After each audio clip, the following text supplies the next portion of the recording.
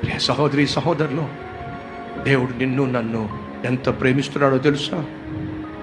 ఎంతగా నిన్ను నన్ను ప్రేమిస్తున్నాడో తెలుసా? ప్రతి ఉదయము నిన్ను నన్ను లేపుతున్నాడు. ప్రతి ఉదయము నీకు నాకు ఆరోగ్యాన్ని ఇస్తున్నాడు. ప్రతి ఉదయము దేవుడు నీకు సూర్యోదయాన్ని ఇస్తున్నాడు. ప్రతి దినము దేవుడు నీకు ఆక్సిజన్ ఇస్తున్నాడు. ప్రతి దినము దేవుడు నీ గుండె ఆగిపోకుండా దాన్ని కాపాడుతూ ఉన్నాడు. ప్రతి దినము దేవుడు నిన్ను పోషిస్తున్నాడు. ప్రతి దినము దేవుడితో మాట్లాడాలని ఆశపడుతున్నాడు. కానీ నువ్వు మాత్రం తిరిగి మాట్లాడవే, నువ్వు మాత్రం ఆయనను ప్రేమించవే, నువ్వు మాత్రం ఆయనను పట్టించుకోవే.